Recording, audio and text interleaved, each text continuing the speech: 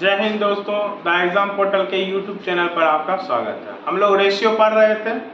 Ratio में type based चल रहा था, तो पिछला जो टाइप था हम लोगों ने पढ़ा था प्रत्येक पद परिवर्तित करने पर आधारित। अब टाइप बेस्ड में इतना ही। अब हम लोग मिसलेनियस क्लास रेशियो में स्टार्ट करेंगे, जो किसी खास टाइप पे नहीं होगा, बस उसको हम लोग बारी बारी से उस तरह का जो भी प्रश्न होगा उसको कर लेंगे। और प्रैक्टिस के लिए आप लोग किरण के बुक से अच्छे से प्रैक्टिस कीजिए। किसी भी एग्जाम में आपको इससे ज़्यादा क्वेश्चन नहीं पूछता है जितना यहाँ करा दिया जाएगा। 100% श्योरिटी के साथ गारंटी रहेगा कि आपको क्वेश्चन आराम से उसी से एग्जाम में पूछा जाएगा। ठीक है, तो आप लोग यहाँ वीडियो देखिए अच्छे से, उसको पहले कॉपी में नोट कीजिए, समझिए, फिर किरण के बुक से उसका अच्छे से प्रैक्टिस कीजिए। आप लोग को जरूर सफलता मिलेगी। चलिए, तो हम लोग आज के मिसलेनियस वाले सेशन में चलते हैं और देखते हैं आज का पहला क्वेश्चन क्या है। देखिए, हमारा फर्स्ट क्वेश्चन है कि एक व्यक्ति ने काले मोजों के 4 जोड़े तथा भूरे मोजे के कुछ जोड़ों का आदेश दिया। उनमें काले जोड़ों का मूल्य भूरे जोड़े का मूल्य का दुगना था। उनका बिल तैयार करते समय लिपिक ने गलती से काले और भूरे रंग की संख्याओं में अदला बदली कर दी। ठीक है ना, अदला बदली कर दी, और जिसके कारण बिल जो है वो 50% से क्या हो गया, बढ़ गया। तो तदनुसार मूल रूप से मोजों के काले तथा भूरे जोड़ों का अनुपात क्या था। बहुत बढ़िया क्वेश्चन है, समझिए इसको अच्छे से आप लोग। चलिए देखिए, तो हमको पहले जो कहा जा रहा है पहले वो लिख लेते हैं। ठीक है ना, हमको क्या कहा जा रहा है, तो हमको कहा जा रहा है कि काले मोजा और भूरे मोजे हैं, काला और भूरा लिख लेते हैं। संख्या के बारे में बताया गया है कि संख्या इसका कितना है, शायद काला का 4 है। हाँ, काले मोजों की संख्या कितनी है, 4 है, और इसका पता नहीं है, तो इसका हम लोग मान लेंगे कितना, x। क्या मान लेंगे, x मान लेंगे। ठीक है, अब मूल्य की बात कर रहा है, इनका कीमत का बात कर रहा है। तो मूल्य के बारे में क्या बोला जा रहा है, उनमें काले जोड़े का जो मूल्य है वो भूरे जोड़ों का दुगना है। तो जितना भूरा का दाम होगा उससे दुगना दाम होगा किसका, काले का। हम बोले भूरा का मान लेते हैं 1 रुपया दाम रहा होगा, तो इसका 2 गुना मतलब 2 रहा। कोई दिक्कत यहाँ तक किन्हीं को कोई समस्या नहीं। चलिए आगे बढ़ते हैं। अब हम क्या करते हैं, बिल बनाते समय बिल बना लेते हैं। अपना पहले बिल बना लेते हैं, फिर दुकानदार वाला बिल देखेंगे। तो पहले अपना बिल बना लेते हैं हम लोग। चलिए बिल बनाते हैं, सही वाला जो वास्तविक बिल होना चाहिए।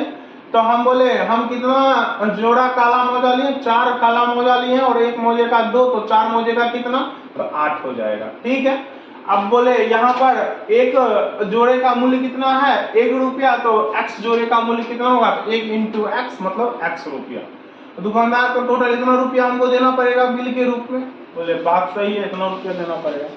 लेकिन लिपिक क्या करता है, वो संख्या को बदल देता है। वो संख्या को क्या कर देता है, बदल देता है। मतलब 4 यहाँ आ जाएगा और x यहाँ चला जाएगा। तो चलिए हम लिख देते हैं यहाँ 4 आ जाएगा और यहाँ x आ जाएगा। अब दुकानदार के हिसाब से बिल बना लेते हैं। तो दुकानदार के हिसाब से 2 रुपए से x मोजे का दाम कितना हो जाएगा, तो कहिएगा 2x दाम हो जाएगा। और भूरा मोजा का दाम 1 रुपए के हिसाब से 4 मोजे का, तो 4 हो जाएगा। तो दुकानदार के हिसाब से नया बिल इतना रुपये का बन जाएगा।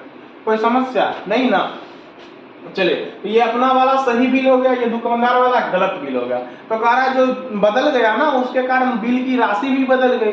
और कितना बदल गया, तो पहले जितना मतलब वास्तविक बिल जितना का था उससे 50% बढ़ गया। मतलब अगर ये 100 रहा होगा तो ये कितना हो जाएगा, 150 हो जाएगा।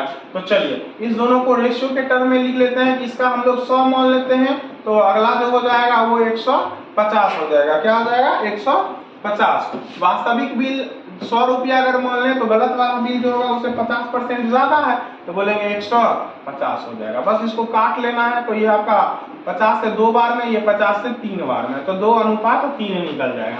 अब आप लोग दूर दूर और नजदीक नजदीक वाला पढ़े होंगे। पिछले वीडियो में जब हम लोग कैलकुलेशन वाला क्लास कर रहे थे उस समय बताए थे कि कैसे दूर दूर और नजदीक नजदीक वाला लगा के हम इस तरह के इक्वेशन को आराम से सॉल्व कर सकते हैं। तो चलिए लगा लेते हैं यहाँ भी नजदीक से नजदीक का और दूर से दूर का। तो पहले x का टर्म कर लेते हैं। 2 दूनी 4x प्लस में, यहाँ पर देख लीजिए x का 3 गुना x, 3x प्लस में। तो जब दोनों प्लस में होता है तो घट जाता है, तो 4x से 3x गया तो x बचेगा। उसी तरह से यहाँ कर लीजिए 2 चौक 8, यहाँ पर प्लस में 8, यहाँ पर 8 या 24, 3 8 24, मतलब प्लस में 24, फिर यहाँ भी दोनों प्लस में तो घट जाएगा, 24 से 8 गया 16, मतलब x की संख्या निकलेगी कितना 16, मतलब बूढ़े मौजे जो लिए गए थे वो x लिए गए थे, मतलब 16 लिए गए थे। तो लास्ट में आपसे पूछा जा रहा है मूल रूप से मौजे के काले तथा भूरे का अनुपात, मतलब काला मौजा और भूरा मौजा का अनुपात पूछा जा रहा है। तो चलिए अब तो हमको संख्या पता चल गया, काला मौजा 4 लिया गया था और भूरा मौजा 16 लिया गया, तो ये कट के कितना हो जाएगा 1:4, जो 1:4 है हमारा सही आंसर हो जाएगा, जो कि ऑप्शन नंबर क्या है 2 में आपको दे रखा है। ठीक है, चलिए आगे बढ़ते हैं दूसरे क्वेश्चन पे।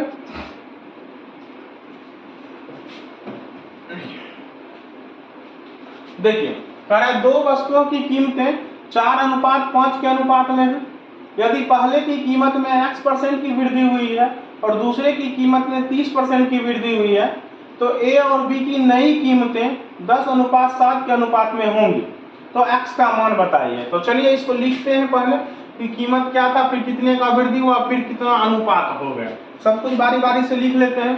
तो 2 वस्तुएं हैं, मान लीजिए 1 वस्तु और 2 वस्तु, दोनों का मूल्य दे रखा है आपको, कितना कितना कीमतें 4:5 के अनुपात में दोनों की कीमतें हैं। अब कह रहा है पहले में x% की वृद्धि हुई, तो हम बोले कोई भी चीज अपने आप में परसेंट में 100 होता है, परसेंट में कितना होता है 100, तो 100 तो वो खुद से था पहले से ही, और उसमें x% का वृद्धि, अगर मान लीजिए 10% का वृद्धि हुआ तो बोलेंगे 110 हो जाएगा, 20% का वृद्धि होगा तो बोलेंगे 120 हो जाएगा, 50% का वृद्धि होगा तो 150 हो जाएगा, मतलब जितने का वृद्धि होगा 100 में ऐड हो जाएगा उतना हो जाएगा। तो कहने का मतलब पहला में तो x% का वृद्धि हुआ तो बोलेंगे 100 प्लस x वो बढ़ के हो जाएगा, तो वो कितना हो जाएगा खुद का 100 प्लस x%, क्या हो जाएगा x%, ठीक है ना। उसी तरह से दूसरी संख्या में क्या हुआ तो कमी हुई, तो बोले पहले 100 था अब 30 घट गया, तो बोलेंगे 100 पहले था 30 घट गया, तो बोलेंगे कितना 70 हो गया, मतलब ये अब अपना 70% ही रह जाएगा, तो 70% लिख देंगे इसका। तो नया रेशियो संख्या का क्या हो रहा है तो 10:7, 10:7, तो बोले परसेंट से परसेंट काट देते हैं यहाँ पे, और फिर वही बात अभी तुरंत पढ़े तो दूर दूर और नजदीक नजदीक वाला कॉन्सेप्ट लगा लेते हैं। तो यहाँ से हो जाएगा 70 बचे 350 अदर 3500, कितना हो जाएगा 3500, नजदीक वाले में 3500 आ गया। चलिए दूर वाले में कर लेते हैं, तो यहाँ जब कीजिएगा गुना तो हो जाएगा ये 400, 4 गुना 100 400 और प्लस 4 गुना x 4x, तो 7 से गुना होगा तो 7 चौक 2800 हो जाएगा, और फिर ये 7 चौक 28x हो जाएगा, प्लस में 28x हो जाएगा, ठीक है। चलिए 2800 को उधर भेज देंगे तो 28x इक्वल्स टू आपका क्या निकल जाएगा 700, क्या निकल जाएगा 700, तो 7 से 28 कट जाएगा 4 बार में, तो यहाँ 100 बच गया, अब 4 से 100 कट जाएगा 25 बार में, तो आपका आंसर हो जाएगा x बराबर कितना 25, और हमसे शायद x ही पूछा जा रहा है, तो हमसे x का ही मान पूछा जा रहा है, तो x का सही मान क्या हो जाएगा 25, जो कि ऑप्शन नंबर कितना है 3 है, तो हमारा सही आंसर क्या हो जाएगा 25। चलिए आगे बढ़ते हैं अगला क्वेश्चन पे।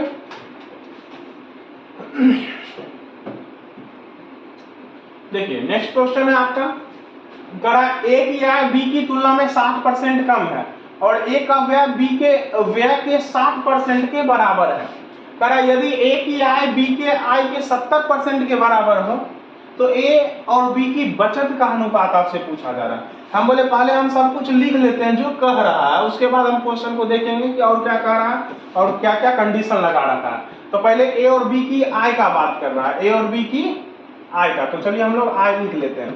तो क्वेश्चन कह रहा है कि A और B की जो आय है वो B की तुलना में 60% कम है, A की आय जो है वो B की तुलना में 60% कम है।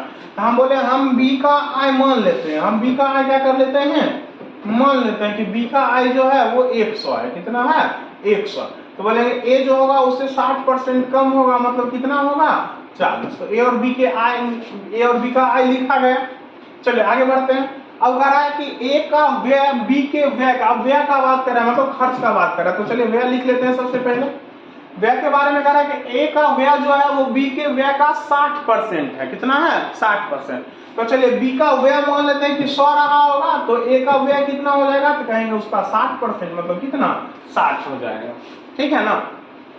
चलिए अब आगे एक और कंडीशन दे रखा है, क्या दे रखा है, कह रहा है यदि A की आय B के आय का 70% के बराबर हो, ए का जो आय होगा ना वो बी के व्यय के, किसके, बी के व्यय के 70% है।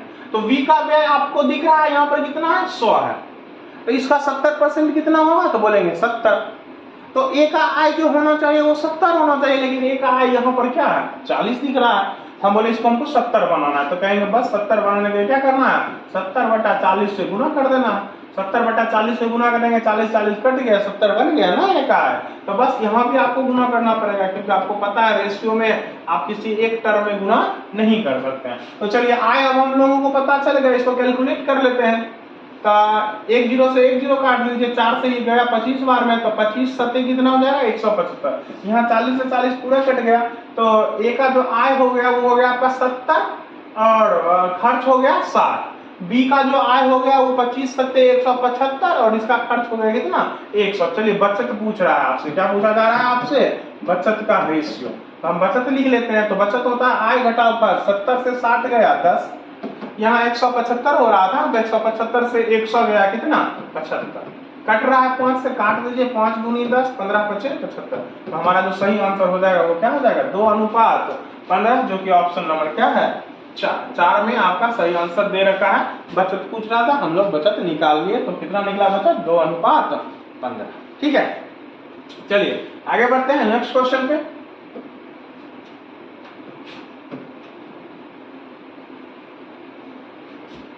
देखिए कह रहा है एक व्यक्ति ने कुछ चावल और गेहूं 380 रुपये में खरीदे। उनमें चावल तथा गेहूं के भारों का अनुपात 4:3 था और एक समान मात्रा के चावल और गेहूं का मूल्य अनुपात 5:6 था। तो कह रहा है तदनुसार वह चावल कितनी कीमत में खरीदा गया था। मतलब चावल का मूल्य आपसे एक तरह से पूछा जा रहा है कि चावल कितने में खरीदा गया था। तो चलिए पहले लिख लेते हैं जो चीज दे रखा है आपको। तो कह रहा है चावल तथा गेहूं के भारों का अनुपात, तो भार दे रखा है चावल और गेहूं का, चावल और गेहूं, ये भार का दे रखा है अनुपात आपको। भार कितना दे रखा है, 4:3। और मूल्य का भी दे रखा है, मूल्य का भी दे रखा है, लेकिन एक समान मूल्य, मतलब एक समान मूल्य यहाँ लिखा है। और एक समान मात्रा के चावल और गेहूं का मूल्य जो है वो 5:6 है। मतलब जितना गेहूं उतने चावल रहना चाहिए, तब उसका मूल्य का अनुपात कितना होगा, 5:6। हम मान लेते हैं कि 1 केजी चावल है और 1 केजी गेहूं है, तो दोनों का समान मात्रा हो गया। तो 1 केजी चावल का मूल्य 5 रुपया और 1 केजी गेहूं का मूल्य 6 रुपया। ठीक है, तो चलिए यहाँ पर 1 केजी का मूल्य हम लिख रहे हैं कितना, 1 केजी का 5 रुपया और 1 केजी का 6 रुपया। चलिए तो लिख लिया। अब हम देखते हैं कि टोटल बिल कितने का बनता है। टोटल बिल तो 4 केजी लिया गया 5 रुपए के भाव से, तो चावल में 20 रुपए खर्च हुए। चावल में कितने खर्च हुए, 20 रुपए। और गेहूं में 6 रुपए से 3 केजी लिया गया, तो 6 3 18 रुपया खर्च हुआ गेहूं के लिए। लेकिन टोटल कितने खर्च हुए, तो टोटल 380 रुपए खर्च हुए। तो बोले टोटल का तुलना टोटल से, टोटल खर्च का तुलना टोटल खर्च से करेंगे। मतलब 20 और 18 कितने से, 38 से कर देंगे। टोटल खर्च 38 हो गया। पूछ रहा है चावल पे कितना खर्च हुआ। चावल पे, चावल देखिए ये है ना चावल, चावल पे कितना खर्च हो रखा है, 20 हो रखा है। तो बस 20 से हम लोग क्या कर देंगे, गुना। 38 से 38 कट जाएगा, तो 200 आपका सही आंसर हो जाएगा। मतलब चावल पर उसने 200 रुपए खर्च किए, जो कि ऑप्शन नंबर क्या है आपका, 3 में दे रखा है। तो हमारा सही आंसर हो जाएगा 200। ठीक है, चलिए आगे बढ़ते हैं नेक्स्ट क्वेश्चन पे।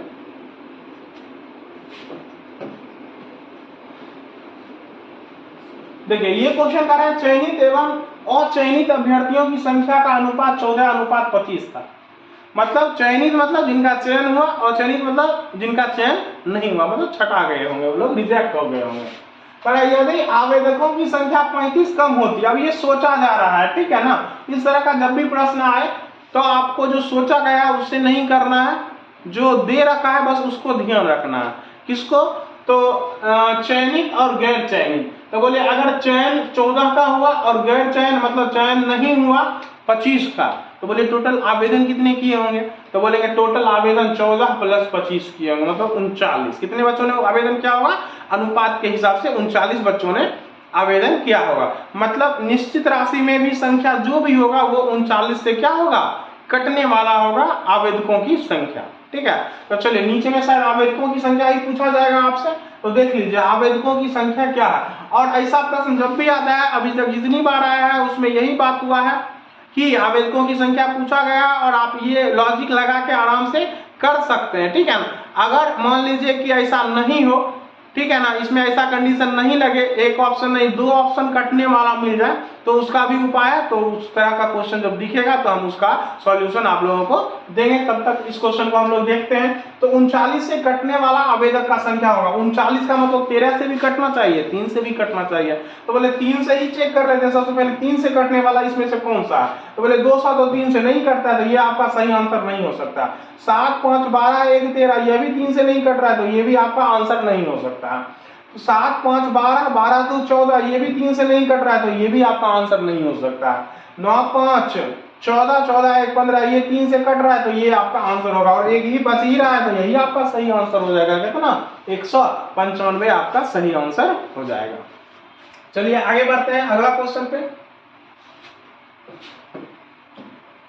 देखिए कह रहा है यदि 8:11 के अनुपात में टिकट के मूल्य में वृद्धि की जाती है, इसका मतलब क्या हुआ, इसका मतलब पहले 8 रुपए दाम था, अब 11 रुपए टिकट का मूल्य हो गया। तो बेचे गए टिकटों की संख्या में 23:21 के अनुपात से गिरावट होती है, तो स्वाभाविक बात है टिकट का मूल्य बढ़ा तो संख्या जो टिकट का था पर डे सेल का वो घट गया। तो कितना हो गया, पहले 23 बिक रहा था, 21 ही बिक रहा है, ठीक है ना।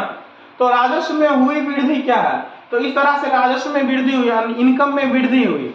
वही पूछ रहा है कि कितने का वृद्धि हुई। अगर टिकट के मूल्य में वृद्धि से पहले इनकम कितना था, 36,800। तो चलिए हम लोग लिख लेते हैं, फिर देखते हैं कितने का वृद्धि हुआ राजस्व में। चलिए टिकट के मूल्य का दे रखा है 8:11, ये मूल्य का दे रखा है ना, मूल्य में वृद्धि। और फिर संख्या का दे रखा है 23:21। पहले 23 आ रहा था, अब 21 आ रहा था। तो बोले 8 टिकट बिके, सॉरी 23 टिकट बिके, 23 और 21 है ना, सॉरी ये 21 हो जाएगा। तो 23 टिकट बिके, जब 8 टिकट का मूल्य था, तो यहाँ से इनकम कितना आ रहा था, तो 23 8 गुना कर लेंगे हम लोग, कितना 184, कितना 184। और अब 21 टिकट ही बिक रहा है कब, जब टिकट का मूल्य 11 रुपया हो गया। तो बोले अभी इनकम कितना हो रहा है, 21 गुना 11 कर देंगे तो 200 कितना आपका 31, 231 आ रहा है। तो आप ही बताइए वृद्धि हुआ ना, पहले 184 ही इनकम हो रहा था, अब इनकम कितना हो रहा है उसका 231 हो रहा है। तो आय में तो वृद्धि हुआ, उसका राजस्व में वृद्धि हुआ। तो कितने का वृद्धि हुआ यही हमसे पूछा जा रहा है। लेकिन हमको दिया क्या है निश्चित राशि में, तो हमको दिया 36,800, 36,800। ये किसका मूल्य है, तो कहा वृद्धि से पहले इनकम इतना था, वृद्धि से पहले इनकम कितना था, इतना था।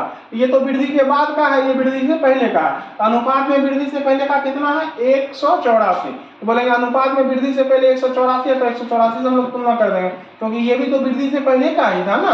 तो वृद्धि से पहले वाला आय का तुलना वृद्धि से पहले वाले आय से कर देंगे। अब जो निकालना है बस उससे गुना कर देना। तो पूछ रहे कितने का वृद्धि हुआ, कितने का वृद्धि हुआ, तो 47 का वृद्धि हुआ, 47 का वृद्धि हुआ। तो बस 47 से हम लोग क्या कर देंगे, गुना कर देंगे। 184 से शायद ये 2 बार में कट जाएगा, हाँ कट जाएगा। तो 47 गुनी 94 होता है, कितना होता है 94। तो आंसर हमारा हो जाएगा 9400, जो कि ऑप्शन नंबर कितना है 2 है, ठीक है, ऑप्शन नंबर 2 है। तो ठीक है, आज इस वीडियो में बस इतना ही। आते हैं नेक्स्ट वीडियो में, मिलते हैं फिर कुछ मिसलेनियस क्वेश्चंस के साथ। तब तक के लिए धन्यवाद।